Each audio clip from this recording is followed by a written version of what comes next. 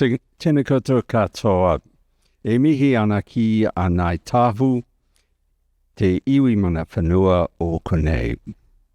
Ko te pokoko mataraka o, ko Stuart Brock, toko ingoa, no reira, tēnā koutou, tēnā koutou, tēnā koutou katoa. My name's Stuart Brock. I'm the Deputy Vice-Chancellor Academic and I am your host for the evening. It's my great pleasure to welcome you to this very special occasion to celebrate the promotion of Sunyoung Ma to Professor at the University of Otago. These lectures are a highlight of my week, as I'm sure they are of many of yours. They're a wonderful opportunity for us to come together and celebrate our new professors and hear them talk about their personal journeys, their research platform, and the impact their research has had on others. I'd like to welcome colleagues and students and friends from across the university and beyond, including those joining us by live stream this evening. I would also like to give a special welcome to Professor Ma's family who are with us here in person this evening, including her mother, and I think her sister who's here as well. Thank you. It's not easy to become a professor at the University of Otago. In order to be promoted to that level, candidates need to show that they are outstanding in each of three categories: teaching, research and service. Professor Ma has clearly met these criteria.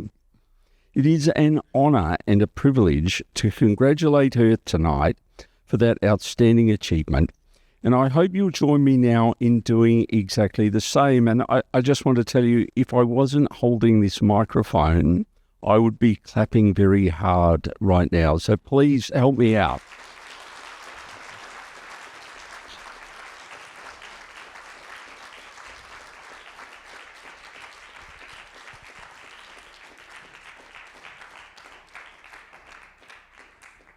Thank you, and I hope you'll take every opportunity to do more of that this evening.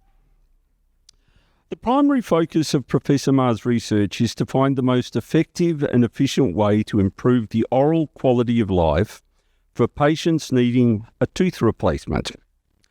I must confess, I myself am midway through a tooth replacement right now, so I can't tell you from personal experience how grateful I am for your research and engagement in this area.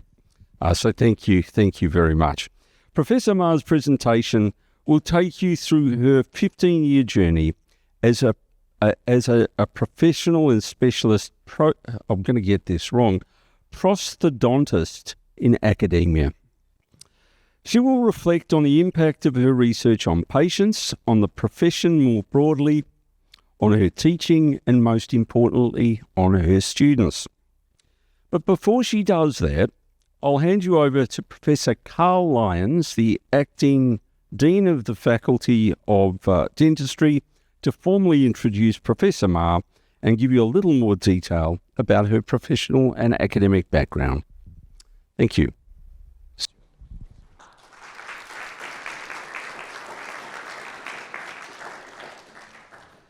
Kia ora koutou, ko Carl Lyons takuenga. It's my very great pleasure to be here this evening on behalf of Professor Paul Cooper, who gives his apologies for not being able to be here and sends his very best wishes to you, Sunyoung, and his congratulations. It's also my very great pleasure and privilege to introduce Professor Sunyoung Ma, Sunyoung, on this very special occasion. It's also really good to see Sunyoung's mother here. Thank you for all that you've done and for giving us, Sunyoung, for so much of her time here at the faculty. And I'm sorry that Sunyoung's sister can't be here today. But I'm sure that they would very much have enjoyed Sunyoung's presentation and also to celebrate your achievement on this promotion. As Professor Brock said, it's an extremely rigorous process that assesses an individual's academic achievements as a leader in 3 areas: teaching, research, and contribution to community and profession. I've known Sunyoung for many years, and we're both specialists in the same discipline, which is prosthodontics, the dental specialty, which, among other things, replaces missing teeth and missing tissues with substitutes made from different materials. Outstanding is the word to describe Sunyoung and her achievements. As a teacher, Sunyoung has taught every dental student who's graduated from Otago in the last 15 years. She's also had a lead role in teaching postgraduate students, particularly students specialising in prosthodontics, as well as students specialising in other areas, especially the surgical disciplines involved with placing dental implants. Sunyoung's led curriculum development at undergraduate and postgraduate levels, and the quality of her teaching has this year been recognised by the university, who have awarded her a University of Otago Award for Excellence in Teaching. As a researcher, Sunyoung has over 100 publications, including refereed journal articles, book chapters, and conference proceedings. Sunyoung's led research at both the undergraduate and postgraduate levels, is on a number of journal editorial boards, has supervised 14 doctoral students, many BDS honours and summer studentship projects, has been awarded over $500,000 in research grants, and has 3 times been awarded the Sir John Walsh Research Institute Supervisor of the Year Award. Sunyoung's also been awarded a Global Research Award by the International Association for Dental Research, recognising her research in the area of geriatric oral research. Within the university, Sunyoung has a number of leadership roles, including Associate Dean Postgraduate in the Faculty of Dentistry, and is on numerous committees within the faculty and the division. In the profession, Sunyoung's been an external examiner for graduate programs in prosthodontics around Australia as well as in Malaysia. She is a dentist member of the Health Practitioner Disciplinary Tribunal in New Zealand, is a past president of the New Zealand Association of Prosthodontists and Restorative Dentists, and is only the 2nd New Zealand prosthodontist to be president of the peak professional organisation for prosthodontics in Australasia, the Academy of Australian and New Zealand Prosthodontists. Congratulations, Sunyoung, on all you've achieved and on your promotion to Professor. Now to introduce Sunyoung's IPL. Sunyoung's going to show us, as a dental specialist in the area of prosthodontics, that she has a particular interest in various treatment options for replacing missing natural teeth using implants and various artificial tooth materials. Sunyoung led numerous research studies that have investigated replacement of teeth with dental implants made from zirconia and titanium, and has also led research on other tooth replacement options designed and produced using digital technologies. The primary focus of Sunyoung's research has been, as Stuart said, to find ways to improve oral health-related quality of life for patients needing replacement of teeth. And again, as Sunyoung said, as Stuart said, Sunyoung's presentation will take us through her 15-year journey as a specialist prosthodontist in academia. Very much looking forward to Sunyoung's presentation, and I'd like to invite you to take the stage and present your inaugural professorial lecture, Sunyoung. Congratulations and thank you.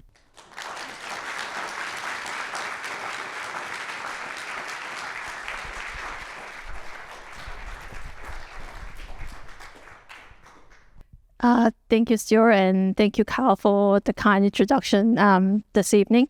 And thank you, everyone, for coming today. I'm very surprised to see so many people here. I promised myself that I won't get too emotional at the beginning. I'm already emotional as it is. So thank you very much for attending my IPL, and special thank you to my mom who's here, and my sister who will be watching from Zoom. Unfortunately, she was unable to come today. So I'm going to take you through a little journey of my 40-something years of my lifetime and 15 years as a specialist prosthodontist.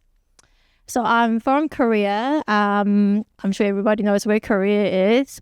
This is me being born, only 100 days old. My mom told me not to put this one on because I don't look that great on the photo, apparently. With a bit of a hair sticking up like this. Probably not a best look for my students. Hopefully they're not taking any screenshot of this. And then my beautiful mom holding me in the pram, and me as a little child listening to an instruction that if you ever get lost, to stay put and don't run around like a little crazy kid. So I spent my childhood in Korea, and I'm a big sister to Harim, my younger sister.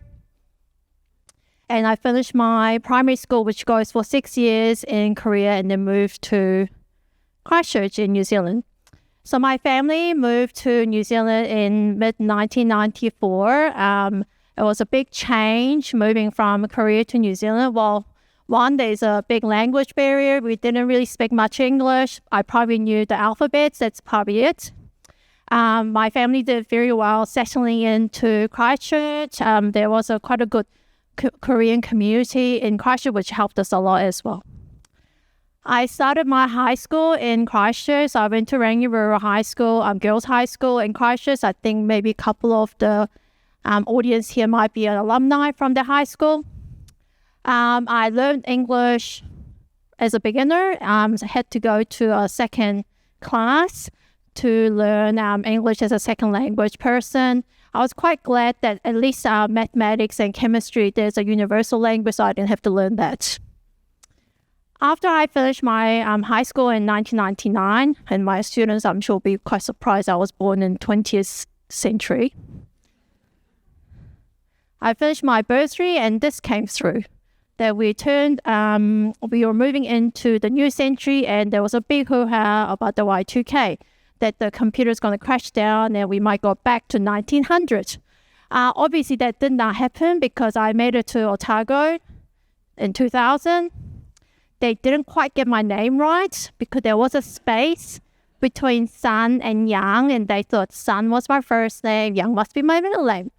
Well, it's not true. And when we were moving to Dunedin, I heard this news on the radio that government has finally decided that they were going to cut the tuition fees down for the dentistry students. So what a great time to do dentistry in 21st century.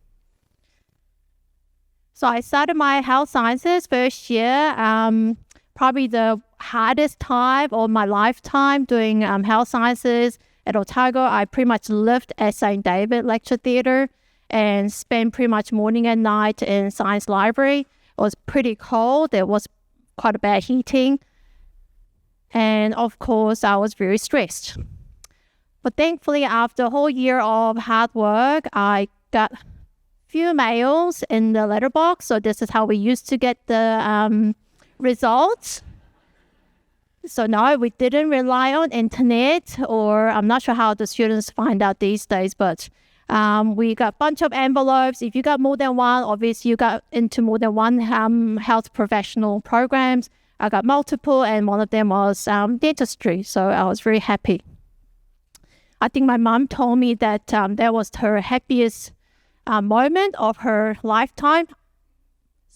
Second to me being born, of course. That she always wanted me to be in some kind of health professional career. So I started my dentistry journey in 2001. You'll notice that this photo that has been taken is actually taken in 1993. So this is based on the Korean way of reading the dates, so year, month, and then the day. So back in 1993, we happened to come to New Zealand for a little trip. So this is before we moved to New Zealand. And we happened to go past the University of Otago Dental School. And funnily enough, I had a photo taken in front of it. So I have this feeling that my mom had this all planned out for her, which I didn't know about, obviously. And thankfully, I did get in. Otherwise, it would have been a horrendous problem. So I made it to the dental school in 2001. So my BDS journey started in 2001 with 61 wonderful classmates. We got along really well. We had a wonderful time in 4 years at the dental school. We were very well looked after by Paul Pierce and Val Alti. Paul had to help me in my second year because I didn't know how to finish a custom tray. Funnily enough, now I know how to do it, and I teach my students how to make those. So I was very, very well looked after when I was at the dental school, and I can't thank enough all the DAs, the reception staff, and the academic staff that helped me throughout my 4 years. I was taught by Professor Brian Monteith. I looked everywhere trying to find his photo, but unfortunately I couldn't find one. And if you do remember Professor Monteith, you'll recognize his special signature that he used to use, and I did have a copy of that, so I put that as a memory of him. After dentistry, so I graduated on time, thankfully. And just like everybody else did, half my classmates went to Australia. So I followed the sunshine, going from Dunedin to Sunshine Coast, finding my first job as a general dentist in a hospital working for Queensland government. After about a year of this, I probably had enough vitamin D, so I moved on to Sydney, which was as hot as Queensland, I must say. And I spent approximately 6 months in the Sydney Dental Hospital working as a resident. In Sydney, I met this wonderful man, Bill Saunderson, who is a prosthodontist who has now retired from Sydney Dental Hospital. He taught me pretty much everything about wax up. He had a beautiful a pair of hands that could do anything and everything. And when I told him that I got into declined pros and Otago, he gave me a handmade set of teeth that he made out of different colored acrylic resin. So I'm very much thankful for Bill for all the wonderful skills that he has shown me when I was there for 6 months. After approximately 2 years of spending in Australia, I thought there was time to move to Dunedin. So I traded in the sunshine and I moved to Dunedin again. And that's how my 3 years of journey of becoming a specialist prosthodontist started. I'm sure everyone can agree who is specializing in prosthodontics or any other discipline. Declined certainly is not an easy journey, but hopefully it is a wonderful journey for everyone. So this slide is dedicated to my mom because I sometimes wonder if she actually understands or knows what I'm doing at school. She knows that I'm not an orthodontist. I try to explain to her, but I think after about 5 minutes of me trying to explain about dentistry, she probably gets a bit sick of it and probably turns away a little. So this is just an example of what you can achieve in declined prosthodontics, not just full mouth rehab all the time, but improving someone's life and changing someone's lives for better function, aesthetics, etc. I had wonderful teachers along the way during my 3 years of the program, one of whom is who is here. Sergio definitely showed me how to be practical in my professional life. I've learned how to not say anything too stupid when he gave me the very long stare, which I later found out after my graduation that it doesn't mean that I have to say anything. He's actually thinking. I had other teachers like Ellen Payne, Dave Purden, Carl Lyons, who have taught me through my undergraduate degree as well as my postgraduate degree.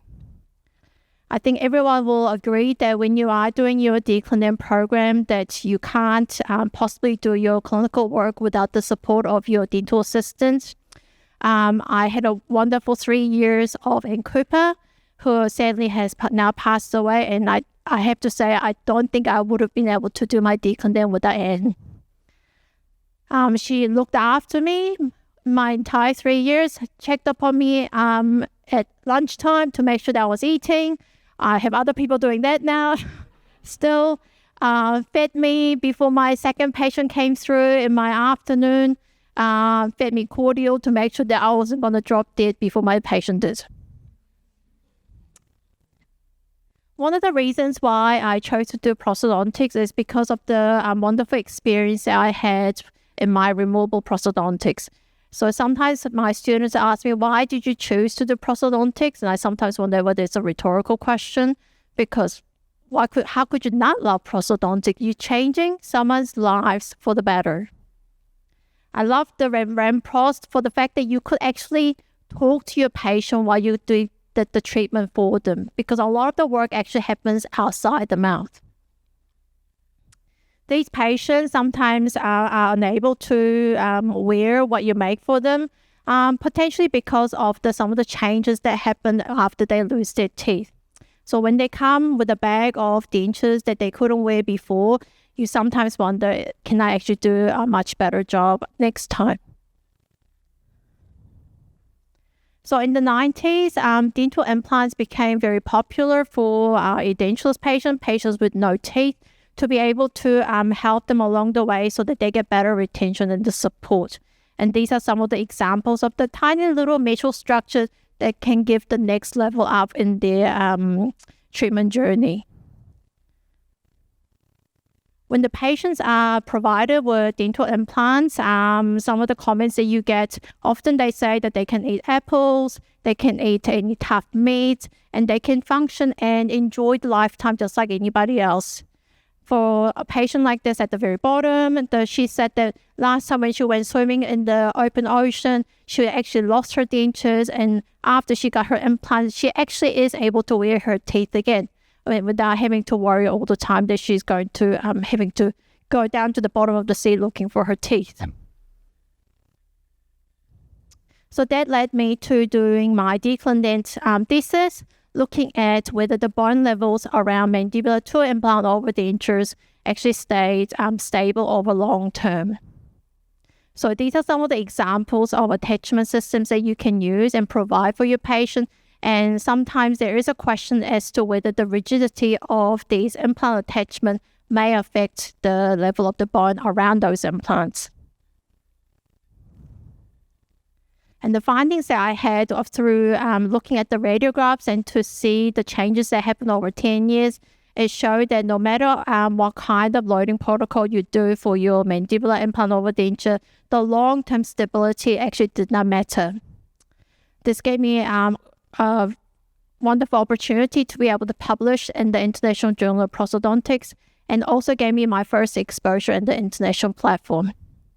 So I went to the ICP, which is the International College of Prosthodontics, where I presented my research data. And this is the first time that I met prosthodontists from around the world. So I'm very thankful for the supervision that I gained from Alan, Murray, and also Andrew, who joined at the later time. So declinant wasn't just about doing research or seeing patients all the time, but we also had great time as a group.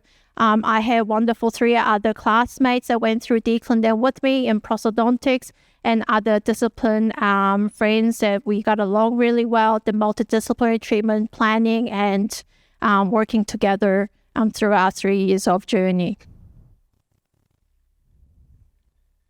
So after declinant graduation, I had my bags all packed up, ready to go back to Australia, until somebody asked me if I will stay.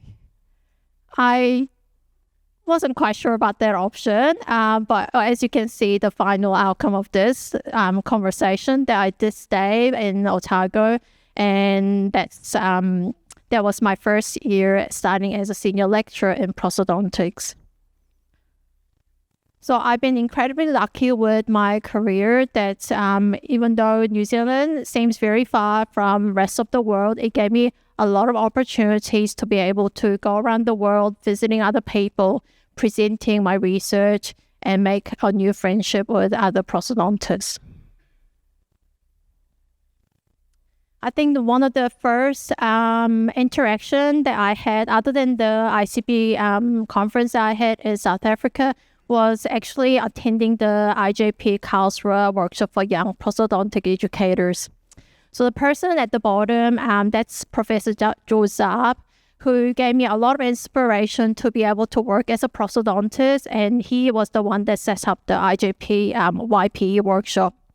So this is where we gather together people around about the same age or about in the same time of their career to be able to talk about some of the journeys that they're going through and some of the goals that they may have that they like to share together. So I really enjoyed this time to be able to share our experiences together and make our new friendship. I was also very lucky to be invited at the Academy of Prosthodontics by Dr. Sri Koka, who I also met at the YP workshop, and they gave me another inspiration and encouragement to be able to work internationally. So some of the other research that I've been involved in is looking at the attachment systems that we use for the maxilla. So traditionally for the maxillary implant over dentures, we tend to provide at least 4 implants to be able to support a removal prosthesis. For this research, we have actually dropped the number of implants into 3. So it gives the patient less burden in terms of the surgical morbidity as well as the financial commitment. So the 10-year data that we collected, we looked at the surgical placement and how successful it was in terms of the implant stability, as well as the prosthodontic outcome. And the outcomes that we saw over 10 years was that the narrow implants that we used for the maxilla on the edentulous maxilla was possible to be able to support a maxillary denture without the palate support, so that now you are able to give the patient back the taste sensation and possibility of reducing the bulk of the acrylic resin. You'll see that there's 2 different types of attachment system we use. One is a splinter version at the top where you have 2 bars connecting 3 implants and the 3 single attachments. We were very happy to see that both of them work very well for our patient, and especially for a single attachments where you can reduce the cost down for the patients as well. So this could be one of the ways forward to be able to provide patients who are unable to adapt with the maxillary denture by providing less than 4 implants. So the question is, what kind of attachment system should we be offering to our patients so that you are keeping up with the prosthodontic success? The maintenance should be kept low for our patients. And at the end of the day, this is about the patient satisfaction and the preference. So studies have shown that there are multiple different types of attachment systems available for our patients. And this was published some time ago, so I'm sure since then there's been multiple different types available now, especially with the CAD-CAM being available, some of the things that you can mill in-house at the same time. So our study have shown that with the Cochrane review that we did in terms of which type of attachment system is most effective for connecting implants to denture, just like a lot of the studies that we saw previously, that sometimes there's not enough evidence to be able to determine which one is better than the other. And I suppose this gives you another reason to continue on with your research. Sometimes research gives you opportunity to push the boundary a little bit at the same time. Whether it's going to be a positive result or negative result, you don't know till you've done it. And one of the research that we've been involved is the zirconia implants at Otago, where we have used a 1-piece zirconia to be able to assess the impact of whether using so-called metal-free implants can be an alternative option. And there have been multiple researchers involved in this, including Reham, Warwick, Mike, Rohana, Kay Mulgate, and Alan Payne. I have to admit that 1-piece implant is not the easiest one to deal with in terms of from the prosthodontic perspective, that you are somewhat stuck with the type of the matrices or the matrices that you're using. And sometimes if the matrix start to wear and it's gone beyond the repairability, this could be quite a limiting factor for zirconia implants. So we've concluded that with this type of research or with this type of treatment modality, that unless the patient has been proven to be allergic to titanium, maybe zirconia implant is not the first choice, but a second choice. So I've talked about patients with missing all their teeth. What about missing just the one front tooth? Because this is something that you very commonly see in dental practice, and especially with the ACC, this could be a question that you should be able to answer for your patients as well.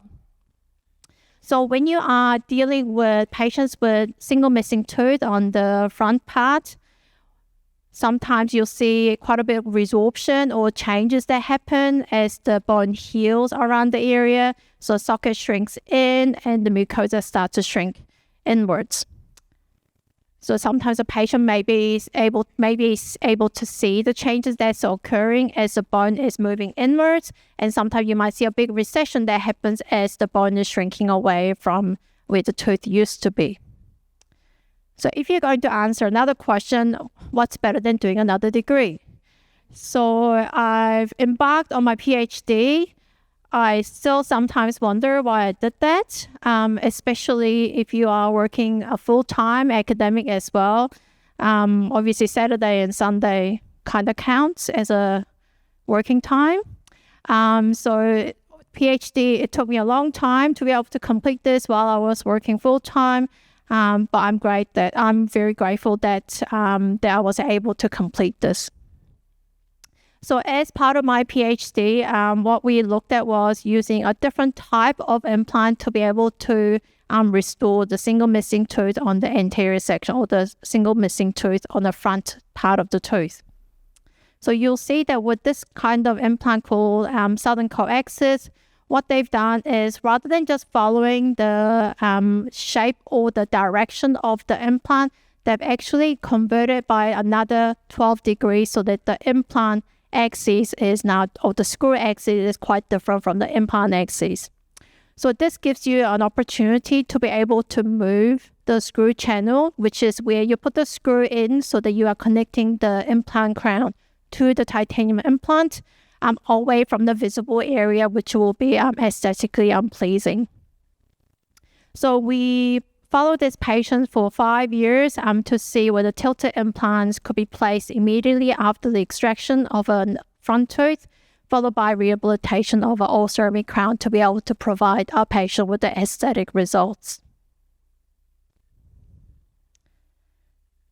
So from this, we found that the 12-degree platform switch of the implant was definitely a good way to be able to restore a patient that needed an immediate tooth replacement, and the zirconia abutment was also a successful option to be able to provide a patient with aesthetically demanding cases.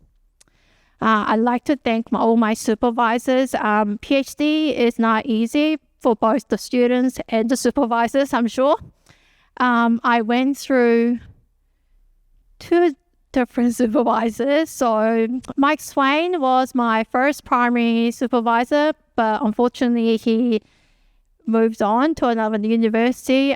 Jules Keyser unfortunately passed away suddenly, and so I lost my second supervisor along the way. I think by that happened, I think none of the academic at Otago wanted to be my supervisor anymore. But Alison Rich stepped in, so I am very thankful for her support that she gave me throughout my PhD journey. And obviously Warwick stayed on as my supervisor throughout my so many years of my PhD as well. Part of my PhD, because it was a clinical trial, I have to thank my wonderful dental assistant, Janice. She helped me along the way to be able to collect all these data.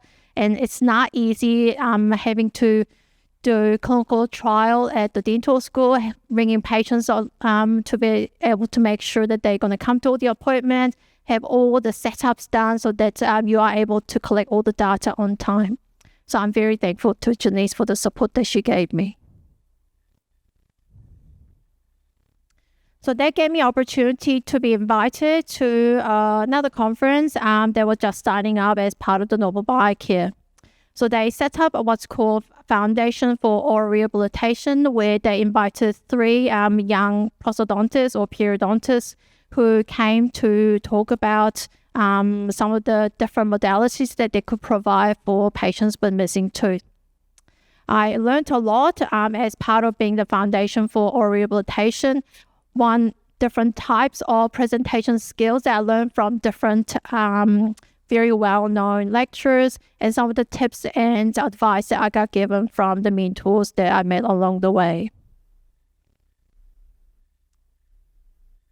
Research, yes, it's a lot of hard work, and sometimes you wonder why you're doing that, because maybe seeing a patient or teaching might be a more fun way of spending time. Research sometimes can be quite lonely, and you wonder whether you'll make it to the end. But I am very glad that I've done both my DClinDent and PhD, because it gave me opportunities to see around the world. I never thought that I'll be invited to speak at big meetings, at international platforms, or meet other people who think like me, or to be able to support me along my career. I want to thank one of my mentors that I have. So this is Professor Zha, which I mentioned earlier. He's been a great support throughout my career, who has shown me that you can do anything if you set your mind to it. And this is one of the editors that he put up in the IJP when he was the editor-in-chief, to show that women in prosthodontics, that they could do a good job as well as the men in prosthodontics. Sometimes pros could be quite male-dominated area.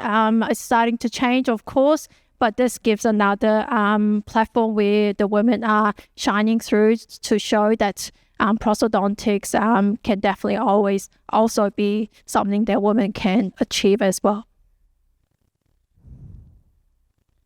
As part of my research journey, as Stuart mentioned, it's not just about research, but also leadership skills that you have to learn and develop throughout your career. Sri Koka developed what's called Future Leaders in Prosthodontics, also known as FLIP, where he invited young prosthodontists to be able to join the group and share some of the knowledge and learn about something different from just the everyday dentistry or prosthodontics. So I'm very grateful for the opportunity that I got given by attending the FLIP workshop. So digital dentistry and implants, it definitely is an exciting time in prosthodontics. Digital dentistry, to be honest, didn't really exist when I did my DClinDent program. We still took we didn't have any CBCT that we were using to be able to plan the implant treatment. If I say that now to my postgrad, you don't need CBCT, they'll probably laugh at me. Like, is she joking? Is she from 20th century? Well, I am. But things have developed so much that it's sometimes quite a hard job to keep up with. So with the development of digital dentistry and also some very wonderful and hardworking students I met along the way in my career, they've given me the opportunity to be able to use this as part of my research projects. So Clarine and Celeste, they were one of my elective students that worked on how well the undergraduate students are able to use intraoral scanners. Gloria and Jessica worked on the 3D printing of the CAD/CAM materials for their dentures, and Louisa, who also worked on the CAD/CAM milling units and how well it mills for the zirconia materials. So these are some of the opportunities that my students gave me, and also the experience that they allow me so that I can enjoy using the teaching as part of my research journey. Other students along the way that I met, 3 boys up here, they did a great job presenting at the Okra showing the differences in the impression materials that they could use and how they impacted on the models that they get out of it. Zayu really blew my mind. He worked so hard trying to pretty much learn everything about implant treatment planning software, and he did a great job winning the IADR competition both in New Zealand as well as the ANZ division.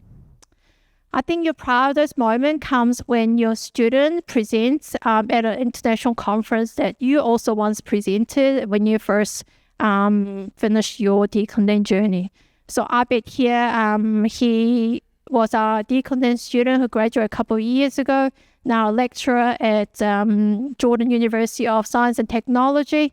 He presented, he did such a great job that I thought I was listening to a professional lecturer. And he presented his research on the CAD/CAM way of making a metal partial denture.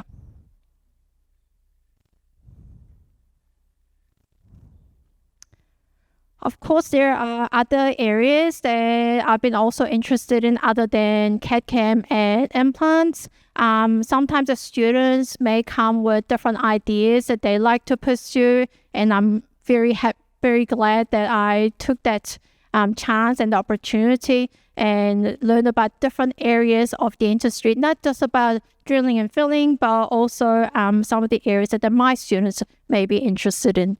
And of course, it's great to see them publish at the same time.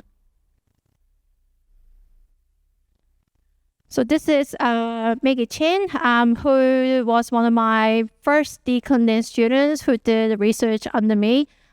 She worked incredibly hard, probably lived at the dental school day and night. I just wondered why she was even paying rent at her place, because I saw her all the time at the dental school instead.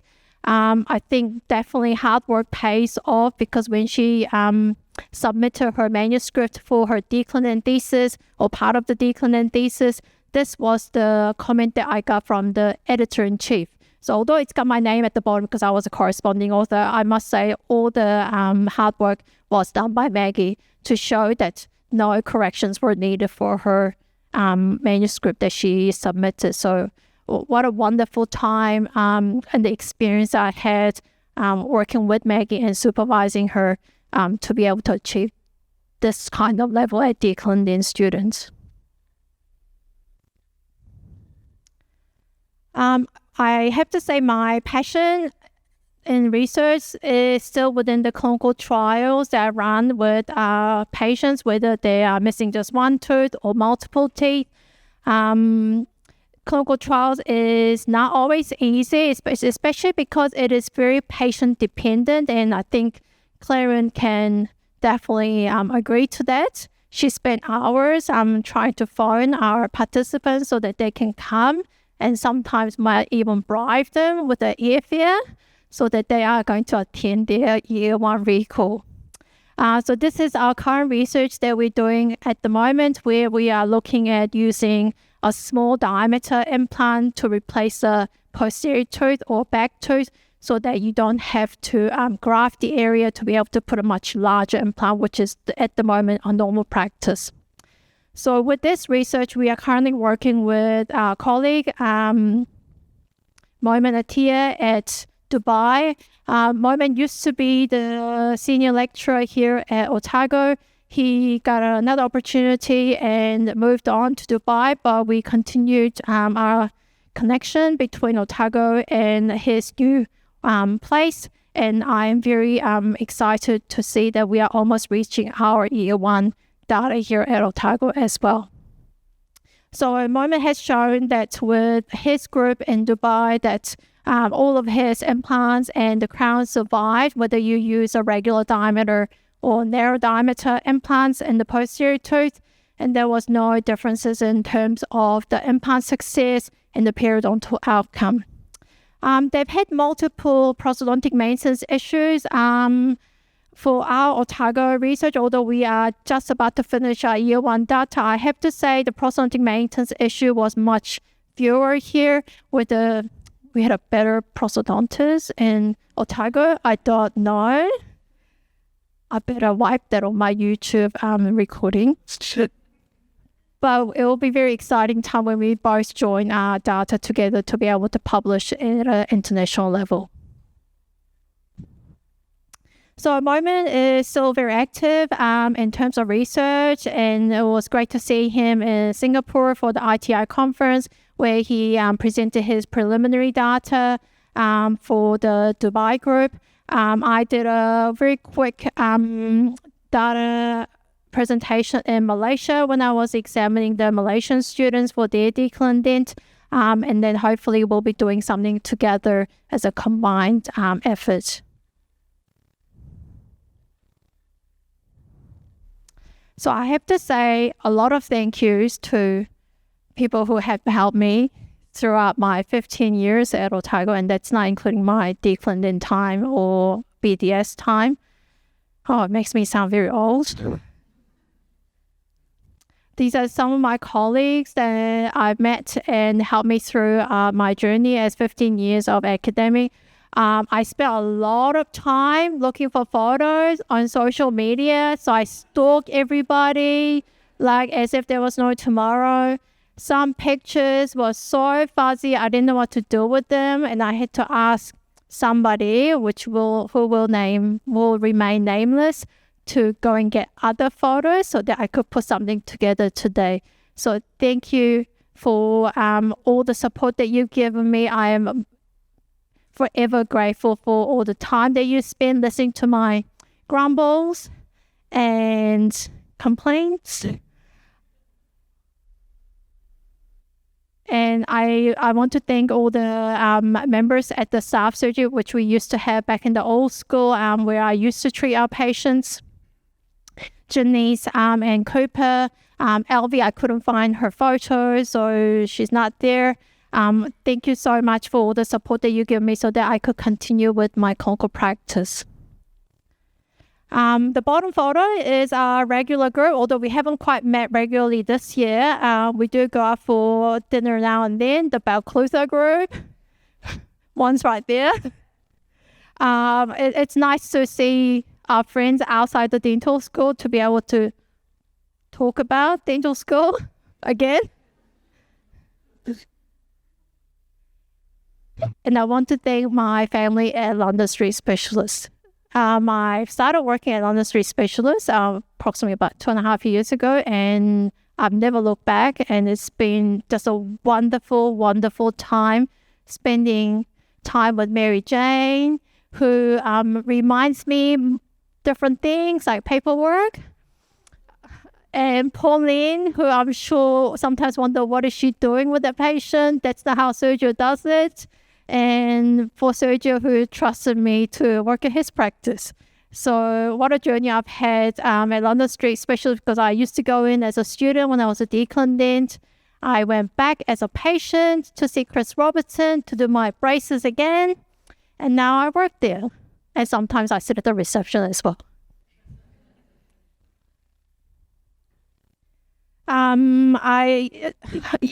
I have to thank all my prosthodontist friends, both in New Zealand and Australia. These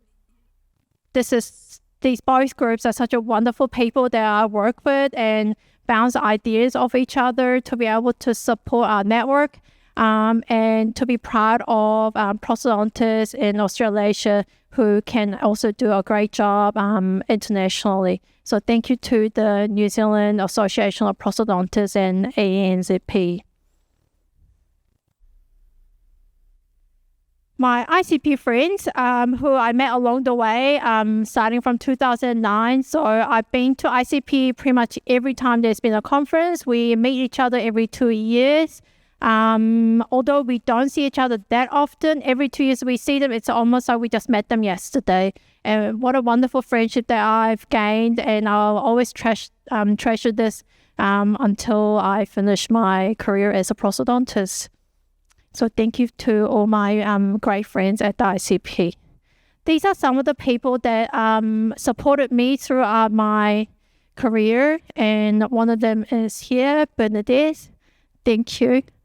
Joseph, I've mentioned him multiple times already in my presentation. He has given me strength when I needed the most throughout my career. Working at university, most of the time it is very enjoyable and wonderful time, but there are also some ups and downs that I'm sure everybody will agree. So George definitely has given me some strength as I went through my 15 years journey as a prosthodontist. My second thank goes to Sri Cocker. He has opened so many doors for me to be able to attend and present at different platforms, and that has given me the opportunity for the international exposure. So thank you, Sri, for such wonderful opportunity you've given me so far. I went through so many photos that I've taken. I'm sure I'm missing quite a few students. Like Carl said, I taught, I don't know, probably approximately 1,500 students. Since I started working at Otago, I couldn't possibly put 1,500 students in one slide. These are some of my very few that I've included. I couldn't have done my job without the student support that they've given me. Some of the unexpected days and surprises that sometimes I wonder how that even eventuated, but they definitely keep me young and contemporary, learning new language from them, like slay this and slay that. I'm not sure how they even started, but I'm definitely keeping young while I'm at the university teaching undergraduate students. And if I did miss you out on the photos, hopefully the wall of all the thank you cards that I received from my students could do the justice for the students who may be watching on Zoom. These are three of my closest friends that I went through my declined with. So the first one right next to me is Constance Law, who is also a prosthodontist. The other two are doing periodontist work. And of course, Rohan, who wasn't quite made it to the photo. Every year we see each other and talk about the good old Otago times. And it's great to see Otago alumni doing really well across the ditch in Australia. And finally, because I'm sure everyone's wondering, how many other people are you going to thank now, you know? This is the most important one. I want to thank my grandfather who passed away before COVID. I loved him very much when he was alive, and I still love him very much. And even on his very last day, he asked me if I was doing okay in New Zealand. And I'm very grateful that he remembered me until the last day. I want to thank my mom. Oh my God, I'm crying. I want to thank my mom. She is probably the strongest woman that I know in the world. She puts up with me all the time coming back home, talking about dentistry and dental school for at least an hour. She's wondering when I'm going to go back and do some work now. Thank you, Mom, for everything you've done. You've sacrificed so much so that I can be here on this day, being promoted to a full professor. 엄마 너무 사랑해요. My sister couldn't be here. I did tell her to watch on Zoom.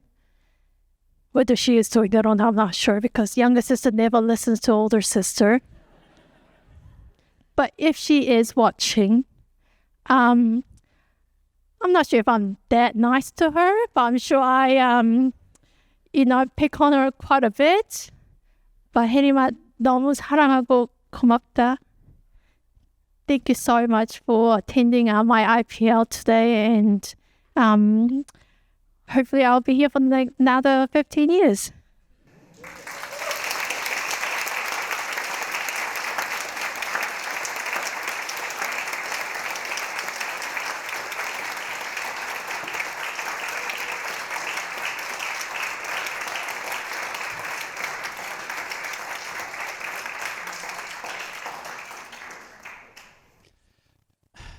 So, what an act to follow.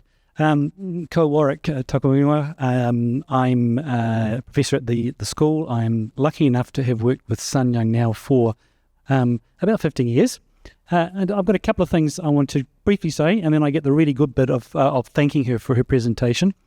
Firstly, I think whilst I take your point about seeing your students graduate, it's also possible the most proudest day of your life is the day you see one of your colleagues who was a student become a professor in the same place you became a professor. So that makes me emotional. So very, very proud. Fantastic. What an amazing journey. The second thing I was going to say, so I knew Sunyoung as a postgraduate student, but really we didn't start to work together until one of our PhD students lost one of her supervisors. And in a meeting, we were desperately trying to find someone to help her. Sunyoung was a junior staff member. She put her hand up. She said, I'll do it. And it wasn't easy. And I learned something about Sunyoung then. And that is that she is somebody who puts her hand up when others are often sitting on their hands. She'll put her hand up to do hard stuff. And when she sees a student or a patient who's in trouble, she'll put her hand out to help them. She'll also remind them how lucky they are to get her help and how tired he is because she works very hard. And in fact, in some ways, you're the architect of your own demise there, Sunyoung, because you are known as the person to go to when you need help.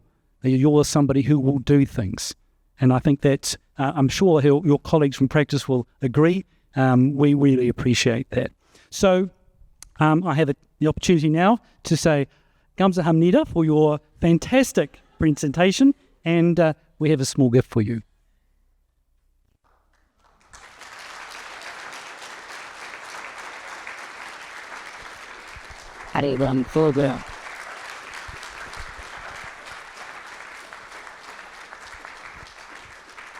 Is that?